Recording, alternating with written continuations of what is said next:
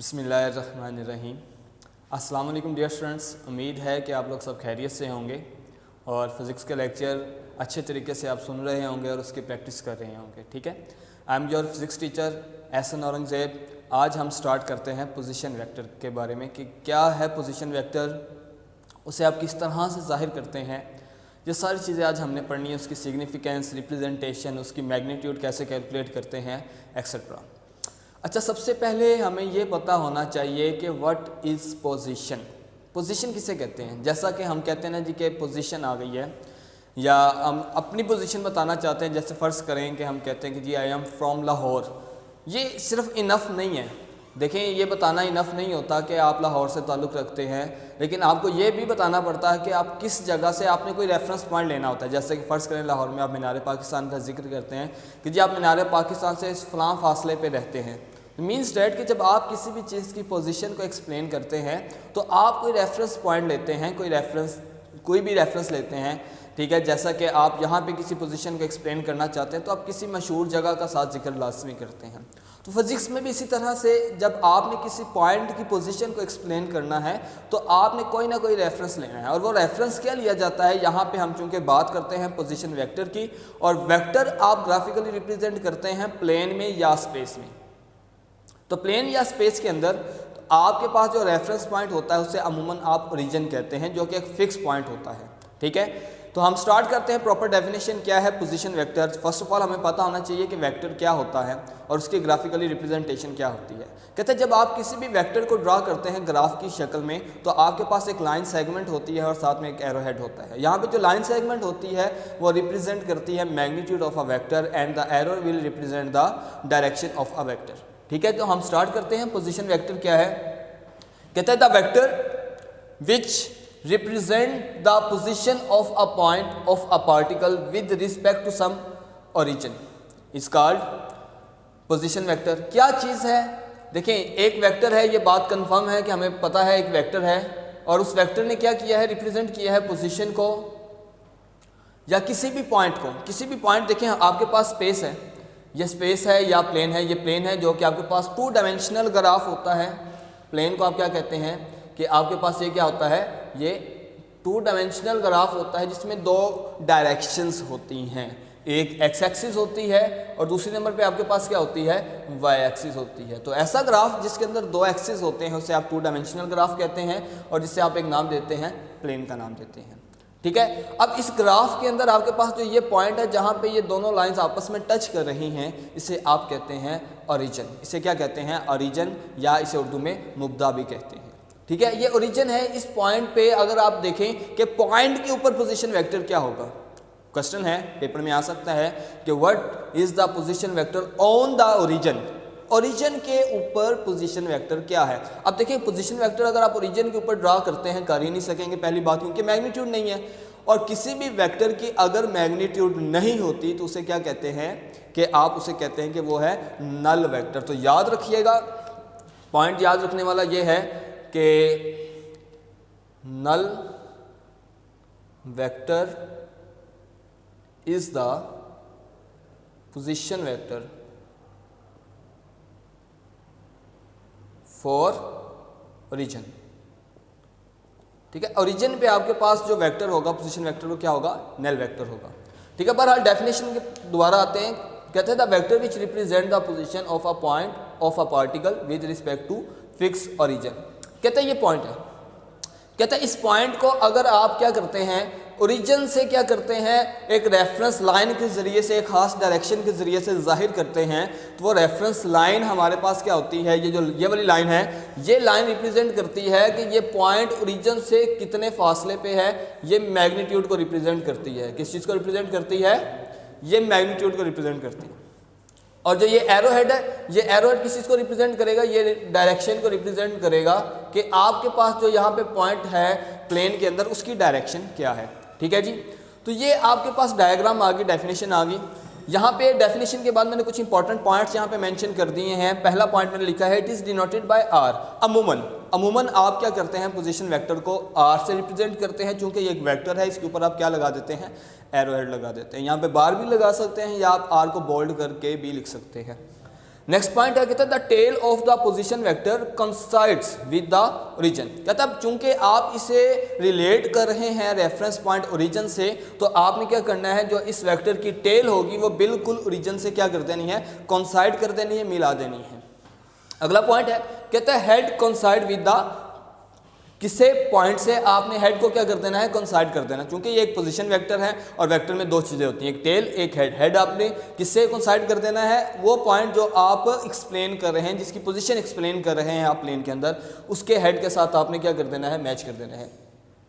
अब ये दो पॉइंट्स आपने याद रखने हैं। उसके बाद कहता है कि अगर प्लेन में आपसे पूछ लिया जाता है कि आपके पास वेक्टर फॉर्म क्या है, सेम उसी तरीके से जिस तरह हमने कोऑर्डिनेट सिस्टम और कंपोनेंट्स ऑफ वेक्टर की बात की थी, उसमें हमने डिस्कस किया था कि आपके पास जो एक वेक्टर होता है वो आपके पास एक्स कंपोनेंट और वाई कंपोनेंट के क्या होता है, सम के इक्वल होता है, जो वेक्टर फॉर्म होती है। यहाँ पे जो है याद रखिएगा, इस पॉइंट को मैंने एक लाइन ए से जाहिर किया है, एक लाइन बी से जाहिर किया है। ये ए किस चीज़ को जाहिर कर रहा है, ये ए जाहिर कर रहा है कि जो ऑब्जेक्ट ने डिस्टेंस कवर किया है along the x axis, x axis के अलोंग, ठीक है, एक्स एक्सिस के अलोंग जितना इसने डिस्टेंस कवर किया है उसे किससे रिप्रेजेंट कर दिया जाता है, ए से रिप्रेजेंट कर दिया जाता है। वाई एक्सिस के अलोंग इस पॉइंट ने जितना डिस्टेंस कवर कर दिया है उसे आप किससे रिप्रेजेंट कर देते हैं, बी से रिप्रेजेंट कर देते हैं। ठीक है, ये डिस्टेंस अलोंग द ये वाई एक्सिस हो जाता है। और याद रखिएगा कि जब आप किसी पॉइंट को एक्सिस के साथ रिलेट कर रहे हैं, एक्सिस को मद्देनजर रखते हुए उस पोजीशन को एक्सप्लेन कर रहे हैं, तो आपके पास इन एक्सिस को भी नाम दिया जाता है, ये है रेफरेंस लाइन का नाम दिया जाता है, इसे रेफरेंस लाइन भी कहते हैं, याद रखिएगा। बहरहाल आपके पास जो वेक्टर फॉर्म है वो आपके पास x component plus y component के इक्वल होगी। और आपने कल डिस्कस किया था कि जब आप वेक्टर फॉर्म से क्या करते हैं, आप मैग्नीट्यूड बनाते हैं, अकॉर्डिंग टू पाइथागोरस थ्योरम का भी आप डिस्कस कर सकते हैं कि आपके पास जो आर की मैग्नीट्यूड होगी, हाइपोटेन्यूज का स्क्वायर होता है, बेस का स्क्वायर होता है, परपेंडिकुलर का स्क्वायर होता है, कल भी डिस्कस किया था। और जनरल भी आपको याद होना चाहिए कि जब आप वेक्टर्स की मैग्नीट्यूड का सम कर देते हैं तो वो तीसरे वेक्टर के इक्वल आ जाता है। ठीक है, ये दो कंपोनेंट्स हैं, ये आपके पास क्या है, वेक्टर है। तो बहरहाल आपने एक्स कंपोनेंट और वाई कंपोनेंट का जब स्क्वायर करके अंडर रूट लेना है तो आपके पास उस पोजीशन वेक्टर की क्या आ जाती है, मैग्नीट्यूड आ जाती है। ये बात हमने की थी पोजीशन वेक्टर इन प्लेन टू डायमेंशनल ग्राफ में। अगर आप यही बात करते हैं स्पेस के अंदर, स्पेस के अंदर क्या होता है कि आपके पास स्पेस के अंदर 3 डायमेंशंस होते हैं। स्पेस के अंदर क्या होता है, आपके पास 3 डायमेंशंस होते हैं। 3 डायमेंशन से मुराद क्या होता है कि आपके पास एक एक्स एक्सिस होता है, एक वाई एक्सिस होता है और एक जेड एक्सिस होता है। मैंने आपको बताया था कि तीनों वेक्टर्स एक दूसरे के साथ कुछ इस तरह से रिलेट करते हैं कि अगर ये एक एक्स एक्सिस है, दूसरा वाई एक्सिस है, तो जो तीसरा एक्सिस है ये आपके पास जेड एक्सिस होता है, जो तीनों एक दूसरे के क्या होते हैं, म्यूचुअली परपेंडिकुलर होते हैं। ठीक है जी, तो ये 3 एक्सिस है आपके पास। 3 एक्सिस में जब आप एक पोजीशन को एक्सप्लेन करते हैं, वो तीनों रेफरेंस लाइंस जो कि तीनों एक्सिस के साथ कितना डिस्टेंस कवर कर रही है वो, अब ए क्या है यहाँ पे, distance with from X axis, distance from X axis को ए से रिप्रेजेंट किया जाता है, distance from Y axis B से रिप्रेजेंट किया जाता है, डिस्टेंस फ्रॉम जेड एक्सिस आप सी से रिप्रेजेंट करते हैं। तो मीन्स डेट कि जब आप एक स्पेसिफिक डायरेक्शन भी बता रहे हैं, उसकी मैग्नीट्यूड भी बता रहे हैं, हर रेफरेंस लाइन से आप उसका डिस्टेंस भी बता रहे हैं, तो इसका मतलब ये है कि आपने उस पॉइंट की पोजीशन को एक्सप्लेन कर दिया है। तो जो ये वाला वेक्टर बनता है इसे आप क्या कह देते हैं कि ये आपके पास पोजीशन वेक्टर बन जाता है।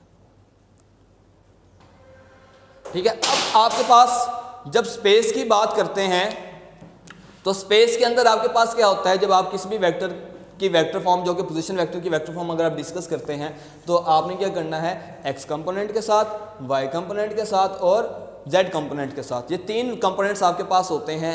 ठीक है, एक्स वाई और जेड। और मैंने आपको बताया था जो यूनिट वेक्टर आपका एक्स एक्सिस के साथ आता है वो आई होता है, जो यूनिट वेक्टर आपका वाई एक्सिस के साथ आता है वो क्या होता है, जे होता है, और जो आपके पास यूनिट वेक्टर आता है जेड एक्सिस के साथ वो क्या होता है, के होता है। ठीक है जी, बहरहाल आपने यहाँ पे वेक्टर फॉर्म रिप्रेजेंट कर दी है, magnitude with their unit vector, magnitude with their unit vector, magnitude with their unit vector.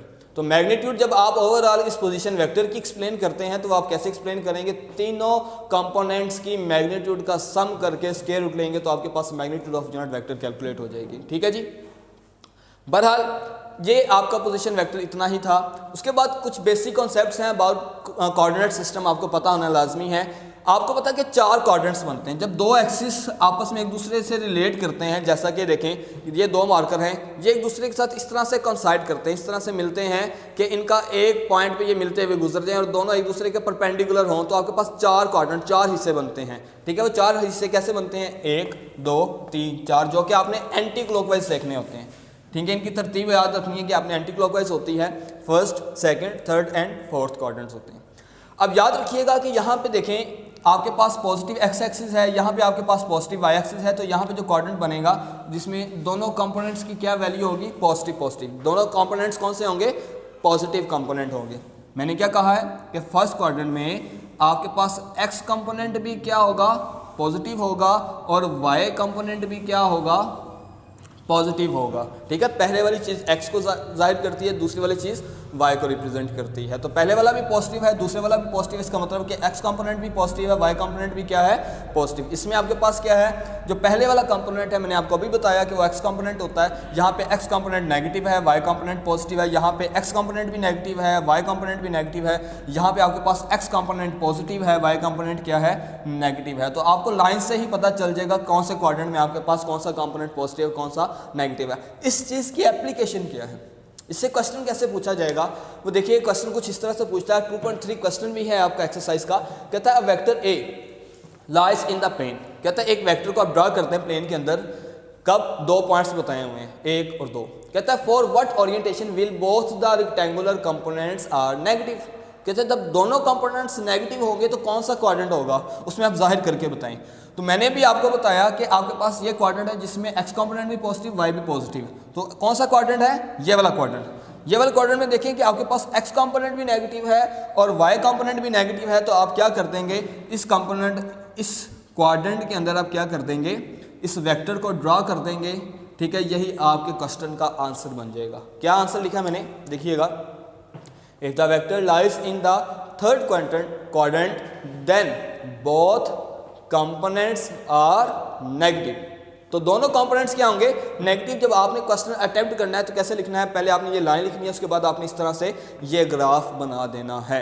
ठीक है, एक ग्राफ बनाएंगे आप 2 डायमेंशनल, उसके अंदर आप एक वेक्टर को ड्रा कर देंगे ए में और बता देंगे थर्ड क्वाड्रेंट के अंदर दोनों कंपोनेंट्स क्या होते हैं? नेगेटिव होते हैं। ठीक है, दूसरा पार्ट क्या कहता है? कहता है for what orientation both components have the opposite sign. दोनों कंपोनेंट्स ऑपोजिट साइन कब रखेंगे? देखते हैं कि दोनों कंपोनेंट्स के ऑपोजिट साइन कौन कौन से क्वाड्रेंट में आ रहे हैं। इसमें आ रहे हैं और इसमें आ रहे हैं। इसमें पहले वाला नेगेटिव का मतलब है कि एक्स कंपोनेंट नेगेटिव है, वाई कंपोनेंट पॉजिटिव है। एक्स नेगेटिव है, वाई पॉजिटिव है। इसमें आपके पास क्या है? एक्स कंपोनेंट पॉजिटिव है, वाई नेगेटिव है। उसने ये नहीं पूछा कि पॉजिटिव नेगेटिव पहले बाद में कौन है, उसने पूछा ये है कि आपके पास both components have the opposite sign. Opposite sign वाले कंपोनेंट्स क्वाड्रेंट्स कौन से होंगे? तो आपने बता देना है कि एक आपके पास कौन सा क्वाड्रेंट होगा? सेकंड क्वाड्रेंट होगा जिसमें आप वेक्टर ए को ड्रा कर देंगे, और एक कौन सा होगा?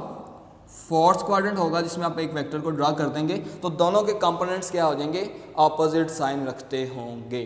ठीक है, तो मैंने यहाँ पे लिख दिया है कि if the vector lies in the second quadrant and the fourth quadrant then the both components have the opposite sign. तो इस तरह से आपसे क्वेश्चन पूछे जा सकते हैं कि बताएं कि कौन से क्वाड्रेंट में कौन सा पॉजिटिव है, कौन सा नेगेटिव है। ठीक है, तो इस तरह के बेशुमार एमसीक्यूज भी हैं, बेशुमार आपके पास पॉइंट्स हैं, जिससे ये कॉन्सेप्ट जो बेसिक कॉन्सेप्ट्स मैंने बताए हैं वो आते हैं। तो वह हर तरह के यहाँ से एमसीक्यूज और शॉर्ट क्वेश्चंस को सोल्व कर सकता है।